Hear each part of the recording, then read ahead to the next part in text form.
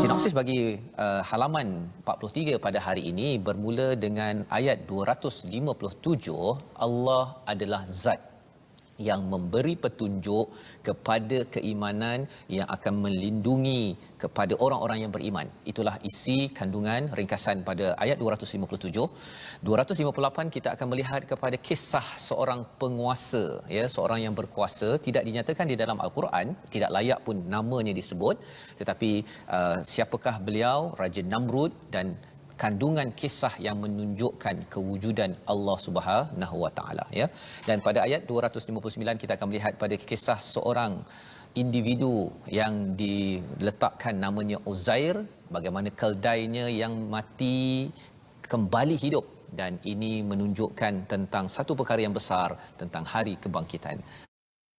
Allahu Allahu Allahu الشيطان الرجيم بسم الله الرحمن الرحيم الله ولي الذين آمنوا يخرجهم من الظلمات إلى النور والذين كفروا أولياؤهم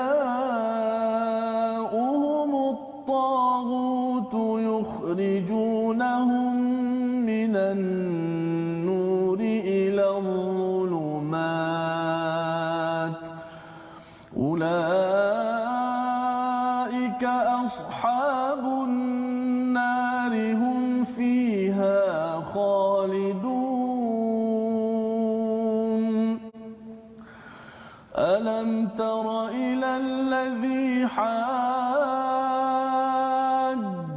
إبراهيم في ربه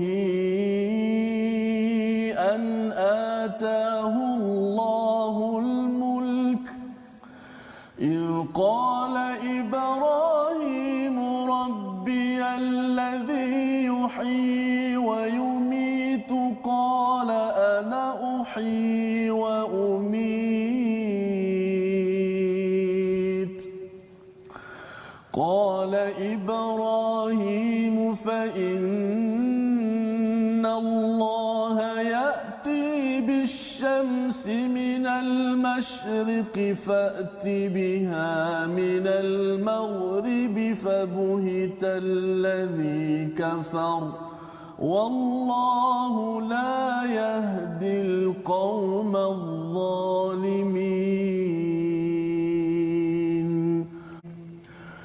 أو كالذي مر على قرية وهي خاوية على عروشها قال أنى يحيي هذه الله بعد موتها فأماته الله 100 عام ثم بعثه قال كم لبثت قال لبثت يوما أو بعض يوم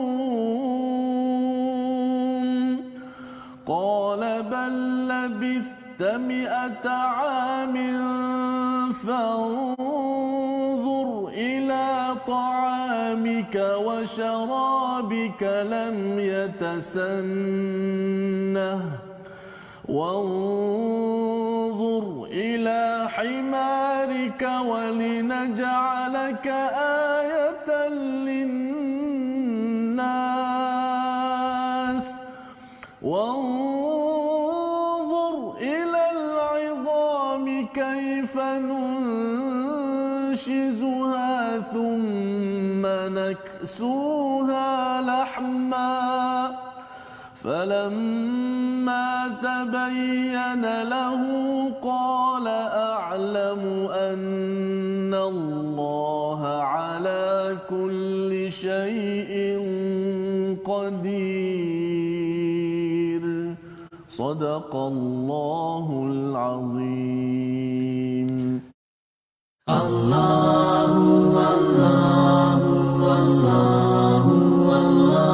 Ini membawa kita kepada resolusi kita pada hari ini, ya.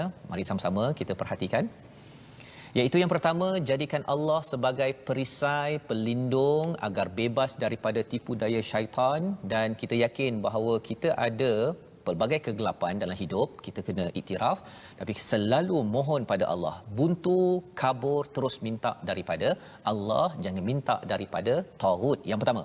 Yang kedua, jauhi kezaliman kerana ia akan menghalang hidayah. Ya, jangan buat kezaliman, jangan buat dosa, dah tahu kita taubat cepat-cepat, dan orang berkuasa jangan pertahankan kuasa untuk meneruskan kezaliman.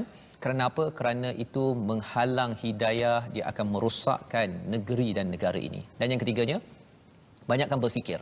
Ya, kita banyakkan berfikir untuk menghargai kehebatan Allah menghidupkan, dan dengan berfikir itu akhirnya menjadikan kita lebih bersemangat untuk berjuang, dan itulah yang kita akan sambung pada hari esok. Moga-moga Allah jadikan kita orang-orang yang diberi cahaya pada setiap masa. Membawa kita kepada perkataan kita pada hari ini, iaitu perkataan, mari sama-sama kita perhatikan, wali ataupun waliya, yang bermaksud pelindung ataupun penolong. Berulang 232 kali di dalam Al-Quran. Maksud wali ini bukan sekadar kawan biasa-biasa, Ustaz, ya. Bukan yang biasa-biasa. Kalau kawan makan minum itu kita tak gelar wali, ya.